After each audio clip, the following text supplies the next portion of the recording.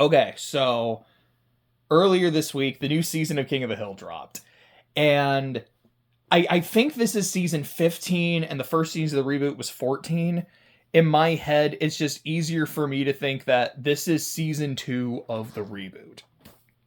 And I think I liked it more or less about as much as season 1, maybe slightly more, because there are a few things about the first season that, while I absolutely loved it, wasn't, I guess I was a bit iffy on. Number one was just the fact that Khan was not in the season. He was in one episode only. And here, he and Min are like a recurring part. And like, Min is great. She's just a really mean-spirited person, but she is consistently really funny. And I've always liked her like weird kind of frenemy relationship with Peggy, and so the whole episode where they're writing poetry together, and it's you're the light to her dark, and like you guys mix with each other really well, I thought was really fun. But I love Colin. And then there was a leak before the first season came out, and it had said that like, yeah, you know, Khan and Min are getting divorced and he and Bill are roommates. It's like, I can't wait to see that dynamic. That sounds amazing. And it didn't happen in season 1, but at the end of the season, because I think it was the penultimate episode was the one with Min and Khan, it revealed that yes, they are divorced. And there was this one like little moment between him and Bill. I'm like, wait, are they setting this up as the leak, right? And it was! And just their dynamic as roommates was really good, really funny, and actually kind of sweet. Like, no, Khan like actually cares about Bill and is trying to make his life better and help him. And it was fun. It was sweet. Oh gosh, what was that one line? I don't remember what had happened, but Khan's like, ha, Hank, you're miserable. Like, it's something that Peggy did. It's like, yeah, like, your wife still loves you and you're still married and she's making you miserable, ha. I don't even think Hank had to say anything in response. It's great. I think the voice acting was better in season 2 than it was in season 1. And I think a lot of it is the newer voice actors kind of getting more used to the role, and even the older voice actors kind of getting back into it a bit. It felt more consistent across the board. Like, I remember Dale in season 1. I was like, this isn't bad, but I can tell that it feels kind of off. But I felt that Dale's voice was just kind of a lot better in this season. Even Khan, I remember in the first episode he was in, I was like, this voice is different, and I don't like different, I don't like change. And it's still, like, not the same voice that it once was, but I think it worked a lot better, and, like, I thought he was great. Like I said, I'm a huge fan of Khan. One thing, though, that for me felt really missing from the first season was just the crew of Strickland Propane. Like, there was one episode where we get Buck, and like, Buck Strickland's an awful person. I love him. I think he's consistently hilarious. But I remember even saying to my buddy Wyatt afterwards, it's like, you know, given that Hank doesn't work for Strickland Propane anymore, am I ever gonna see my guy Joe Jack? Am I ever gonna see Joe Jack just call someone honey ever again? I don't know. And as we're watching season 2, I'm like, this is really good, and I'm enjoying it. Am I ever gonna see Joe Jack? Because we watched the first 9 episodes, and then we watched the finale the next day, which was yesterday. And what do you know? There's my guy, Joe Jack!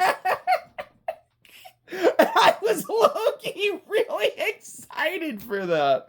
And that might have been my favorite episode. I actually really liked it. Anytime Buck refers to his son, Ray Roy, it's like 9 times out of 10, he will specify, my bastard son, Ray Roy. It was a really good episode.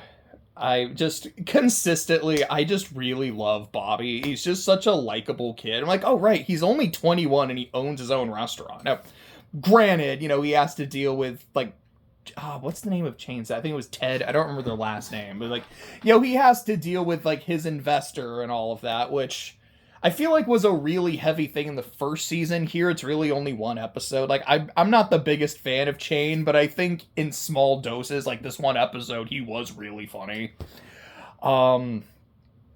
We didn't get a whole lot of Joseph, though. We definitely got more of Joseph in season 1, and I think that's a downgrade, because Joseph is so consistently funny. There was that episode of season 1 where, like, he and Dale are, like, doing snooping together. It's like, he really is his father's son. Like, I love their dynamic so much.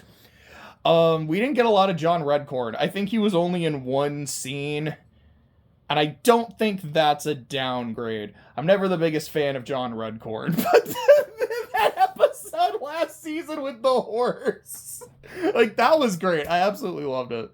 So I'm trying to remember. Oh, okay. I'm trying to remember a lot of what happened in this season, because that is the problem when I binge something and I don't take notes. It all just kind of goes together. But one bit that really sticks out to me, like, aside from Khan's relationship with Bill, and Tails, like, he's treating you like a dog so he can steal your house. Or when Hank, when he gets scammed, and then Dale is teaching him how to be paranoid. He's like, you might think I'm crazy, Hank, but have I ever gotten my identity stolen? Oh, fair enough. It's the cannon. Where they find an old Civil War cannon, and they, like, refurbish it. Hank's like, okay, you know, we gotta donate this to the, like, Arlen Historical Society. And the other three are like, no, we kind of want to fire the cannon. Like, you know what? I mean, is it a good idea? No, but if I found a cannon, I'd want to fire it too. Oh, it was really fun. There's a giant Texas guy, and all his fingers fall off, so he's just flipping off the state of Texas. Oh, that was fun. Another thing I noticed is, for better or for worse, I feel like in season 1, Peggy was toned down considerably from how she usually is. Like, Peggy felt like more of a side character, and she could still have, like, her funny moments, but she was a lot more low-key. Season 2, Peggy is back to being full... Oh gosh, I just remembered the dog. It's a Caesar salad. I'm so glad the dog was a recurring part of the season. But, like, Peggy was definitely, like, dialed up a lot more to how she used to be.